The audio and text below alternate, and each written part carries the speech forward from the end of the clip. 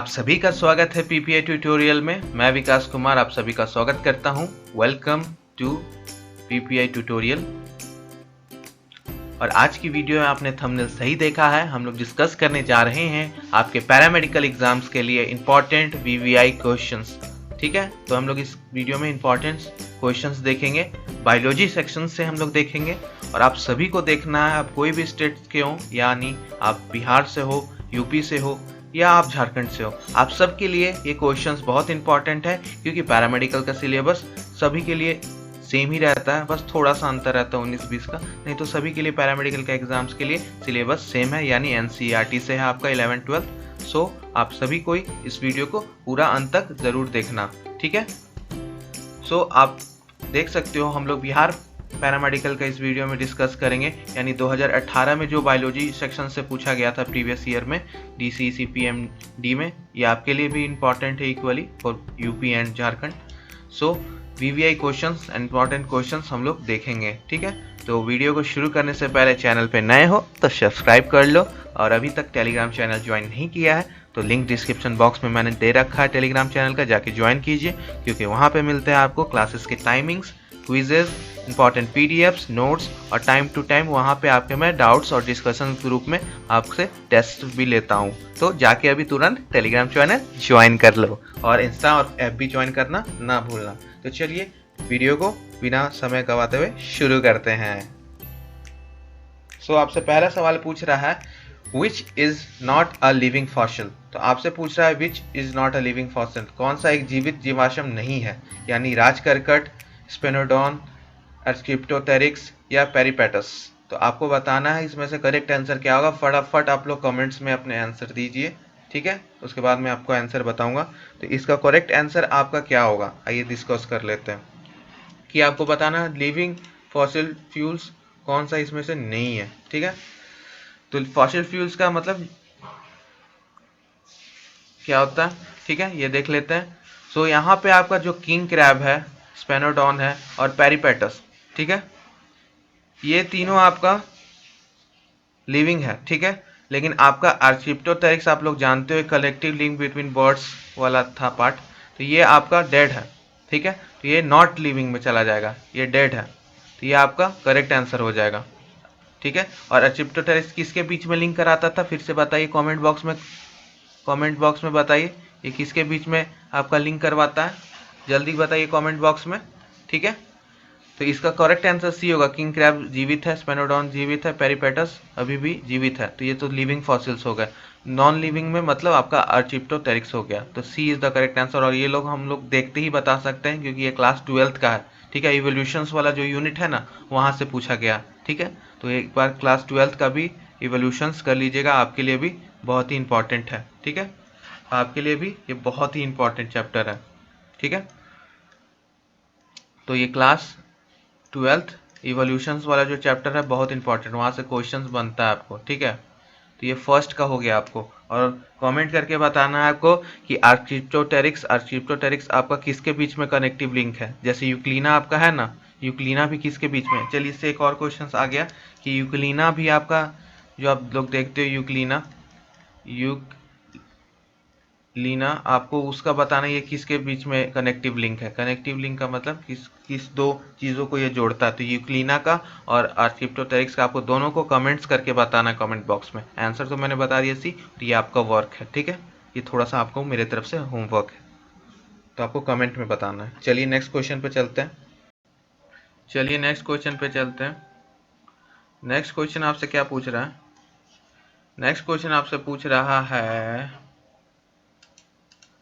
कि which plant produces seed but not flower. तो आपको बताना है कौन सा पादप बीज तो बनाता है लेकिन पुष्प नहीं।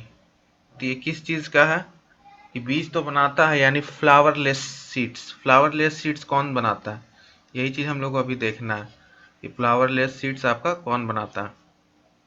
तो ए है मक्का यानी मेज, बी है आपका मिंट, सी है आपका पीपल, और डी है आपका पाइनस। तो आपको बताना है करेक्ट आपका क्या होगा आंसर। तो करेक्ट आंसर आपका है डी, पाइनस, ठीक है। उसके पीछे भी आपका एक,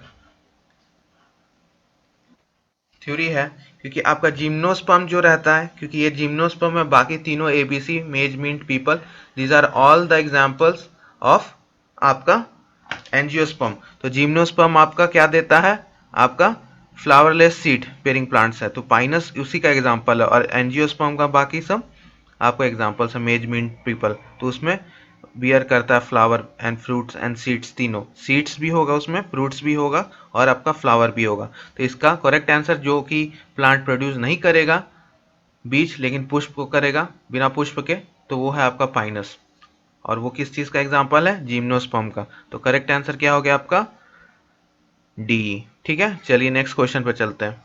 इसमें बस जिम्नोस्पर्म और एंजियोस्पर्म करना था, प्लांट किंगडम से आपका था। सो इसका हम लोग देख लेते हैं कि डी आपका आंसर होगा। चलिए नेक्स्ट क्वेश्चन पे देखते हैं। नेक्स्ट क्वेश्चन यानी क्वेश्चन नंबर 3 आपसे पूछ रहा है which of the following is a closest relative to man, यानी कौन एक मानव से घनिष्ठ संबंधी है, चिंपैंजी, गोरिल्ला, ओरेंगोटैन या गिबन। तो इसका बहुत इजी आंसर है, इवोल्यूशन चैप्टर के ऊपर है। एक बार इवोल्यूशन चैप्टर जाके क्लास 12th का पढ़िए, क्लास 12th का इवोल्यूशन चैप्टर, ठीक है, वहां पे ये चीज दे रखा है आपको। और इसका करेक्ट आंसर होगा आपका ए, चिंपैंजी, क्योंकि चिंपैंजी ही हमारा सबसे नज़दीकी जेनेटिक मटेरियल सबसे ज़्यादा परसेंट में होता है, यानी 98% हमारा जो जेनेटिक ब्लूप्रिंट है, जेनेटिक ब्लूप्रिंट वो मैच करता है ह्यूमंस से चिंपैंजी का। तो ह्यूमंस और चिंपैंजी के बीच में 98% का जेनेटिक ब्लूप्रिंट होता है, और ये सबसे ज़्यादा है चिंपैंजी में। उसके बाद गोरिल्ला, ओरेंगुटैन और गिबन्स में आता है, ये भी इनका भी ज़्यादा है, 95, 96, 94 ऐसे करके। सो सबसे ज़्यादा चिंपैंजी का है, तो चिंपैंजी यानी ए करेक्ट आंसर है। ठीक है, 98% है सबसे ज़्यादा, ह्यूमंस का किसी भी चीज़ से मिलता हो तो चिंपैंजी से। ठीक है, तो ये हो गया आपका थर्ड। चलिए नेक्स्ट क्वेश्चन पे चलते हैं। बहुत ही ईजी क्वेश्चंस पूछता है, लेकिन उसी को आंसर आएगा जो अच्छे से क्वेश्चंस और एनसीईआरटी को पढ़ रखा होगा। तो आपको चिंपैंजी पढ़ने के लिए पूरा इवोल्यूशन पढ़ना पड़ेगा। क्वेश्चंस तो इजी है, लेकिन आपको लाइन बाय लाइन एनसीईआरटी पढ़ना पड़ेगा ना इवोल्यूशन चैप्टर का, तब जाके आपसे ये क्वेश्चंस होगा। चलिए नेक्स्ट क्वेश्चन पे चलते हैं।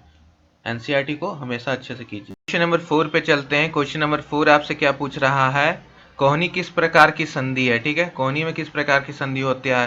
तो ऑप्शन है आपके ball and socket joints, ball and socket joints, B कब्जा हिंग जॉइंट्स, हिंग जॉइंट्स, ठीक है, और सी आपका हो गया फिक्स्ड जॉइंट। ठीक है, तो इस टाइप से आपको बताना है कि कौन सा होगा। तो करेक्ट आंसर आपका कोहनी यानी एल्बो, एल्बो आपका हिंग जॉइंट का एग्जांपल है। तो कब्जा, ठीक है, कब्जा वाला आपका हिंग जॉइंट है। कैसे कि हमला 180 डिग्री पे आपका हाथ मुड़ता है ना एल्बो को, जैसे फिगर के माध्यम से, ये आपका हैंड हो गया। ठीक है, तो हैंड को आप क्या कर सकते हो, सीधा कर सकते हो, फिर वापस यहाँ ला सकते हो 90 डिग्री पे, फिर वापस मोड़ सकते हो इस तरह से। तो ये 180 डिग्री तक हाथ आपका एल्बो से खुल सकता है। तो आपका हिंज जॉइंट यानी कब्जा। ठीक है, तो इसका बी सही आंसर होगा। बॉल सैकर जॉइंट, फिक्स्ड जॉइंट्स, जितने भी जॉइंट्स के टाइप्स होते हैं उसमें कब्जा यानी hinge joint, HINGE hinge joint is the correct answer. ठीक है, बी आपका कब्जा सही होगा। Ball socket joint, fix joint ये सब नहीं होगा। ठीक है, बॉल सॉकेट जॉइंट का क्या एग्जांपल होगा, आपका शोल्डर, शोल्डर जो हमारा कंधा में हम लोग पूरा रोटेट कर सकते हैं 360 डिग्री, मतलब इसको 360 डिग्री पूरा घुमा सकते हैं कोई भी एंगल पे। तो ये आपका बॉल एंड सॉकेट जॉइंट हो गया। ठीक है, तो ये था आपका जॉइंट्स। चलिए नेक्स्ट क्वेश्चन पे चलते हैं। चलिए नेक्स्ट क्वेश्चन देख लेते हैं। क्वेश्चन नंबर 5, क्वेश्चन नंबर 5 आपसे पूछ रहा है विच सीक्रेट्स हेपेरिन, कौन सी कोशिका हेपेरिन को सीक्रेट करती है। तो आपका न्यूट्रोफिल्स, उदासीन रागी, क्षारिक रागी यानी बेसोफिल्स, एस्नोफिल्स रागी, मोनोसाइट्स। तो आपको neutrophils, basophils, eosinophils, monocytes. Chapter show करने से पहले कहाँ से ये क्वेश्चन आया वो देख लेते हैं। ये आपका क्लास 11th का एनसीईआरटी से आया है, यानी आपका ये आया है ब्लड एंड सर्कुलेशन वाला, जो ब्लड वाला चैप्टर है ह्यूमन फिजियोलॉजी के अंदर, वहाँ से आया है। उसमें आपको ये सारा डिटेल्स में एनसीईआरटी में दे रखा है। इसका करेक्ट आंसर आपका क्या होगा, कौन सा हेपरिन को बनाता है, तो जिसको हम लोग अदर नेम में मास्ट सेल भी बोलते हैं, मास्ट सेल, क्या नाम है उसका, बेसोफिल, क्षारिक रागी, बेसोफिल्स। ठीक है, यानी आपका B is the correct answer. ठीक है, अब एस्नोफिल्स क्या बनाता है, मोनोसाइट्स का क्या काम है, न्यूट्रोफिल्स का क्या काम है, ये आपका होमवर्क है, आपको कमेंट में करना है। न्यूट्रोफिल्स, एस्नोफिल्स, मोनोसाइट्स, इसका वर्क क्या है। फॉर एग्जांपल मैं आपको जैसे लिम्फोसाइट्स का बता देता हूँ। तो ये लिम्फोसाइट्स, जैसे डी में लिम्फोसाइट्स रहता, तो लिम्फोसाइट्स का क्या वर्क है, लिम्फोसाइट्स का आपका काम है इम्यून सिस्टम को मजबूत रखना, इम्यून सिस्टम को प्रोटेक्ट करना। ठीक है, तो इसी तरह से आपको सबका वर्क क्या है पर्टिकुलर हमारे बॉडी में आपको बताना है। ठीक है, चलिए नेक्स्ट क्वेश्चंस को करते हैं। आइए अब क्वेश्चन नंबर 6 पे चलते हैं। क्वेश्चन नंबर 6 आपसे क्या पूछ रहा है, तो question number 6 asks you that in which animal nerve cell is present but brain is absent. So you have to answer कि किसमें आपका, किस एनिमल में आपका नर्व सेल तो प्रेजेंट होता है बट मस्तिष्क नहीं होता, यानी किसमें तंत्रिका कोशिका होती है लेकिन मस्तिष्क नहीं होता। तो स्पंज, केचुआ, कॉकरोच और डिहाइड्रा, यानी स्पंज, अर्थवर्म, कॉकरोच और हाइड्रा। तो ये आपका बहुत अच्छा चैप्टर से आया है। ठीक है, ये वाला आपका आया है क्लास 11 से, क्लास 11 से इसी पे बेस्ड चैप्टर है। फ्रॉग, कॉकरोच और अर्थवर्म, वो वाला चैप्टर आपको करना है अच्छे से, वहां से क्वेश्चंस आपका बनता है हमेशा। सो इसका करेक्ट आंसर होगा डी, हाइड्रा। हाइड्रा, हाइड्रा में आपका ना तो नर्व सेल होता है और ना ही मस्तिष्क होता है। ठीक है, सॉरी, हाइड्रा में होता है nerve cell, nerve cell is present but brain नहीं रहता। ठीक है, अब देख लेते हैं बाकी अदर ऑप्शंस को भी डिस्कस कर लेते हैं। स्पॉन्ज में क्या होता है, तो स्पॉन्ज में आपका नर्वस सिस्टम नहीं होता है, नर्वस सिस्टम नहीं होता, no nervous system, nervous system ही नहीं होता। ठीक है, वो लोग लैग करते हैं, सो नर्व सेल्स उसमें नहीं होता। ठीक है, और अर्थवर्म और कॉकरोचेस, अर्थवर्म और कॉकरोचेस में आपका नर्वस सिस्टम होता है, यस, इसमें तो नो है, बट इसमें आपका ब्रेन नहीं होता। ब्रेन के फॉर्म में आपका रिंग्स, नर्व रिंग्स होती है, नर्व की रिंग्स होती है। ठीक है, जो कि काम करता है गैंग्लिया की तरह, जुड़ के आपस में गैंग्लिया। तो ठीक है, ब्रेन नहीं रहता है पर्टिकुलरली, लेकिन गैंग्लिया रहता है। ठीक है, और हाइड्रा में तो रहता ही नहीं है, तो डी आपका करेक्ट होगा। तो स्पॉन्ज में नहीं रहता है, अर्थ और कॉकरोचेस में नर्व रिंग रहता है गैंग्लिया के फॉर्म में, तो ब्रेन नहीं रहता, इसमें भी ब्रेन नहीं रहता, रहता तो सही रहता, तो ब्रेन। ठीक है, तो आपका डी हो गया। ठीक है, चलिए नेक्स्ट क्वेश्चन पे चलते हैं। तो चलिए अब नेक्स्ट क्वेश्चन पे चलते हैं, क्वेश्चन नंबर आपका 8। तो क्वेश्चन नंबर 8 आपसे क्या पूछ रहा है, the first living organism on the earth world. तो फर्स्ट लिविंग ऑर्गेनिज्म आपको बताना है, यानी पृथ्वी पर प्रथम जीवधारी कौन थे। नीला हरित शैवाल, रसायन परपोषिता, स्वयंपोषी या प्रकाश स्वपोषी, यानी blue green algae, chemical heterotrophs, autotrophs या फोटो ऑटोट्रॉप्स। तो आपका करेक्ट आंसर क्या होगा, तो आपका करेक्ट आंसर होगा इसमें कीमो हेट्रोट्रॉप्स, यानी रसायन परपोषिता जो थी उसमें हम लोगों का फर्स्ट लिविंग ऑर्गेनिज्म था जो आपका किया था विकास। लेकिन पहले आया था आपका ऑटोट्रॉप्स, लेकिन लिविंग ऑर्गेनिजम्स का बात हो रहा है। फोटो ऑटोट्रॉप्स और ऑटोट्रॉप्स ये आपका पहले आया था, लेकिन यहाँ लिविंग ऑर्गेनिजम्स का बात कर रहा है, तो जिसके कारण आपका उस केस में आपका कीमो हेट्रोट्रॉप्स होगा। ठीक है, तो कीमो हेट्रोट्रॉप्स यानी बी आपका हो जाए, क्योंकि फर्स्ट जीन जो प्रोड्यूस था बाद में ना, कीमो ऑटोट्रॉप्स था, उसके बाद उसके ऊपर डिपेंडेंट था कीमो हेट्रोट्रॉप्स। तो आपका फर्स्ट लिविंग ऑर्गेनिज्म कहलाएगा कीमो हेट्रोट्रॉप्स। ठीक है, बी। ठीक है, चलिए नेक्स्ट क्वेश्चन देख लेते हैं।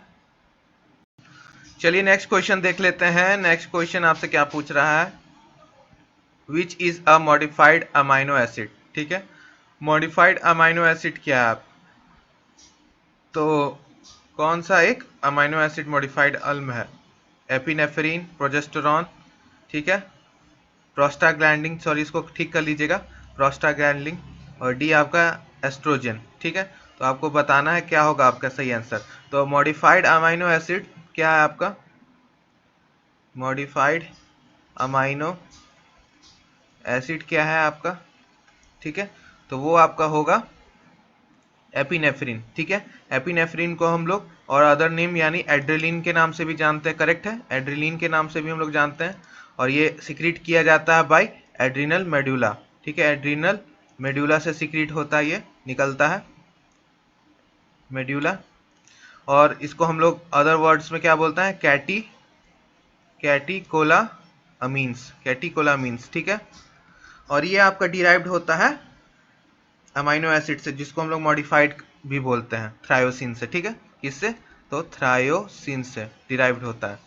तो ये हो गया ए का। अब बी सी डी का भी देख लेते हैं हम लोग, बी सी डी में क्या बोलता है। ए तो चलिए करेक्ट आंसर निकला, बाकी ऑप्शंस को भी डिस्कस कर लेते हैं। प्रोजेस्टेरॉन क्या है, तो इसको हम लोग प्रेगनेंसी हार्मोन भी बोलते हैं। क्या बोलते हैं, प्रेगनेंसी हार्मोन, ठीक है, जो कि ओवरी के द्वारा सीक्रेट होता है, ओवरी। और ओवरी में क्या, कॉर्पस लुटियम, ठीक है, कॉर्पस लुटियम द्वारा। ग्राफियन फॉलिकल का जो पार्ट है आपका, ग्राफियन फॉलिकल सभी जानते हैं ना, ग्राफियन फॉलिकल, तो उसका पार्ट है, ठीक है। तो प्रेगनेंसी हार्मोन है, ओवरी में सीक्रेट होता है कॉर्पस लुटियम के द्वारा, जो कि ग्राफियन फॉलिकल का एक पार्ट है, ठीक। प्रोस्टाग्लैंडिन, इसको प्रोस्टाग्लैंडिन कर लीजिए, सी में क्या होगा, प्रोस्टाग्लैंडिन्स, ठीक है। ये क्या आपका लिपिड कंपाउंड है, एक लिपिड कंपाउंड है जो हार्मोन है आपका, ये हार्मोन है, लिपिड हार्मोन है, ठीक है। अमाइनो एसिड नहीं है, ये लिपिड है, तो ये तो होगा ही नहीं प्रोस्टाग्लैंडिन, ठीक है। ये सब एंटी इंफ्लेमेटरी में आ जाता है, ठीक। और आपका डी, एस्ट्रोजन। एस्ट्रोजन क्या है, ये सेक्स हार्मोन है, क्या है, ये सेक्स हार्मोन है। तो ये सेक्स हार्मोन है, फीमेल सेक्स हार्मोन, और ये फीमेल रिप्रोडक्टिव पार्ट को ग्रोथ में मदद करता है, ठीक है।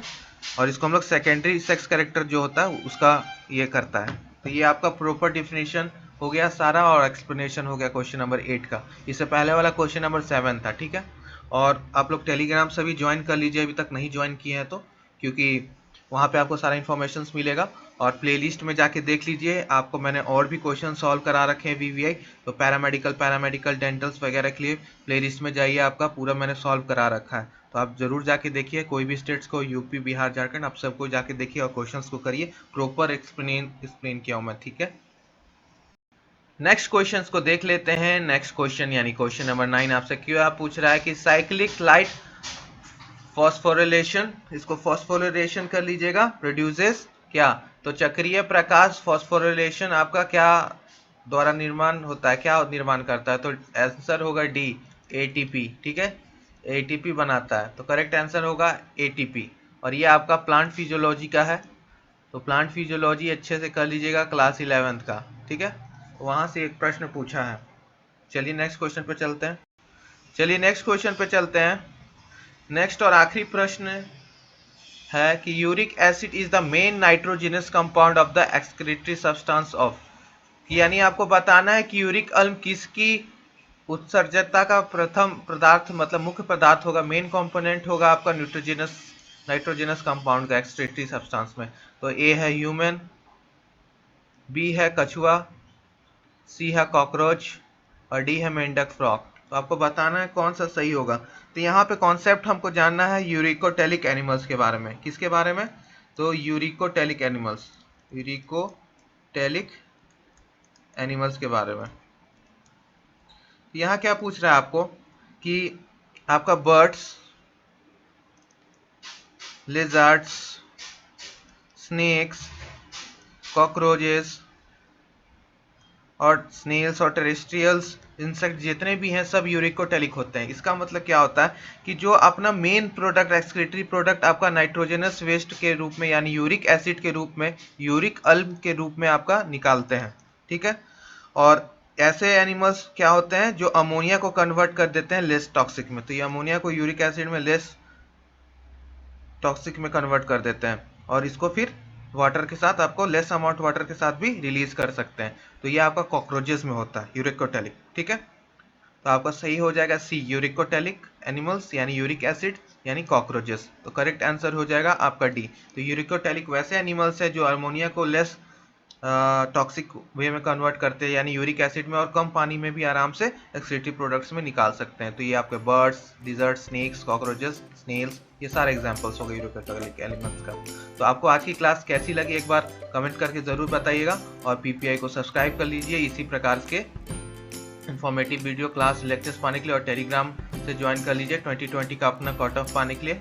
मैंने डाल रखा हूँ वहाँ पे, तो लिंक डिस्क्रिप्शन बॉक्स में आपको नीचे दे रखा हूँ। वहाँ से जाके ज्वाइन कर लीजिए और अपना फीडबैक ज़रूर दीजिएगा। लाइक करना मत भूलिएगा अगर आपको अच्छा लगा है, ठीक है, और कमेंट ज़रूर कीजिएगा, और जो भी होमवर्क्स दिया हूँ उसको भी कमेंट ज़रूर कर दीजिएगा, ठीक है। तब तक के लिए हंसते रहिए, मुस्कुराते रहिए और बने रहिए PPI ट्यूटोरियल पे। Good bye and keep studying.